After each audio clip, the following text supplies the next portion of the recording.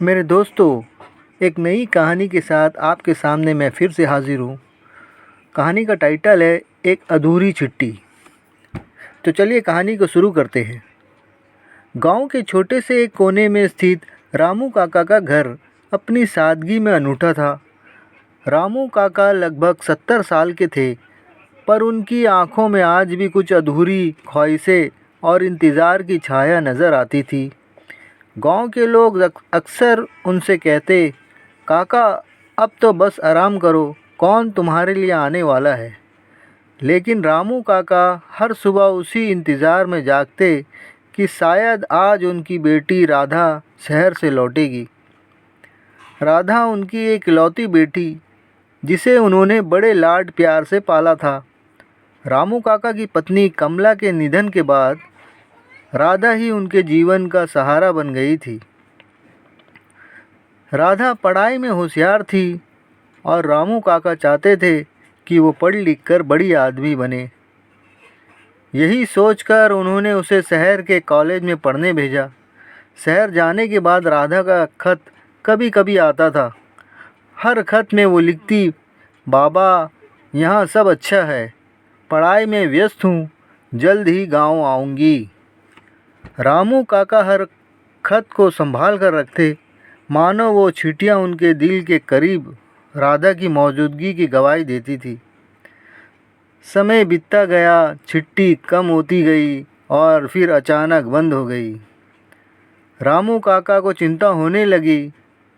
उन्होंने कई बार शहर जाकर राधा को ढूंढने की कोशिश की, लेकिन हर बार निराशा ही हाथ लगी। गांव के लोग धीरे धीरे रामू काका को ताने देने लगे कि काका आपकी बेटी तो शहर की हो गई, वो अब गांव क्यों आएगी। लेकिन रामू काका इन तानों को अनसुना कर देते। उनके दिल में अब भी उम्मीद जिंदा थी। एक दिन रामू काका ने गांव के डाकघर में जाकर पूछा, चाचा मेरी राधा का कोई खत आया क्या। डाकघर वाले बूढ़े आदमी ने भारी मन से जवाब दिया, रामू अब खत कौन लिखता है, आजकल सब फ़ोन से बात करते हैं। रामू काका के पास फ़ोन नहीं था। उनके लिए चिट्ठियाँ ही सबसे बड़ा सहारा थी। एक सुबह जब रामू काका अपने आंगन में बैठे सूरज की पहली किरण का इंतज़ार कर रहे थे, तभी डाकिया आया। उसने उन्हें एक चिट्ठी दी। रामू काका की आंखों में उम्मीद की चमक लौट आई। चिट्ठी का कागज़ पुराना और धुंधला था। राधा ने लिखा था, बाबा माफ़ करना कि मैं इतने सालों से आपसे दूर हूँ। शहर की ज़िंदगी ने मुझे आपसे बहुत दूर कर दिया। यहाँ सब कुछ बदल गया है। मैं चाहकर भी आपसे मिलने नहीं आ पाई, पर बाबा मैं आपसे बहुत प्यार करती हूँ। रामू काका की आंखों से आंसू बहने लगे। उन्होंने तय किया कि इस बार वो खुद शहर जाकर राधा को ढूंढेंगे। रामू काका अपने छोटे से बैग में राधा की पुरानी तस्वीर और उसकी चिट्ठियाँ लेकर शहर पहुँचे। वहाँ का शोर शराबा, बड़ी बड़ी इमारतें और अनजान लोग उनके लिए पराई दुनिया जैसे थे। उन्होंने हर गली हर चौराहे पर राधा को ढूंढा। क्या आपने मेरी बेटी राधा को देखा है। लोग उन्हें अनसुना कर देते या मजाक उड़ाते। आखिरकार एक दिन रामू काका को एक महिला मिली जो राधा को जानती थी।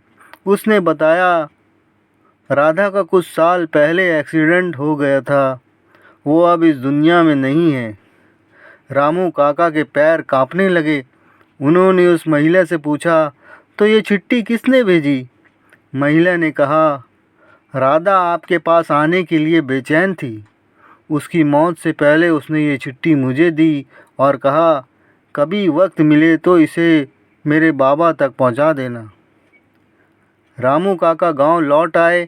वो चिट्ठी उनके लिए एक खजाना बन गई। अब वे हर सुबह उसी चिट्ठी को पढ़ते, मानो राधा उनके पास हो। गांव के लोग अब भी कहते, काका सब कुछ ख़त्म हो गया। रामू काका बस मुस्कुराकर जवाब देते, नहीं, मेरी राधा मेरे पास है, उसकी चिट्ठी में उसकी आत्मा है। ये कहानी हमें सिखाती है कि प्यार और उम्मीद कभी ख़त्म नहीं होते, चाहे हालात कितने भी मुश्किल क्यों ना हो। रामू काका का इंतज़ार भले ही ख़त्म हो गया, लेकिन उनकी यादों ने उन्हें जीने का सहारा दिया। तो मेरे दोस्तों, आप लोगों को ये कहानी कैसी लगी? अगर पसंद आई तो कमेंट्स करिए और हमारे चैनल को लाइक करिए और सब्सक्राइब करिए।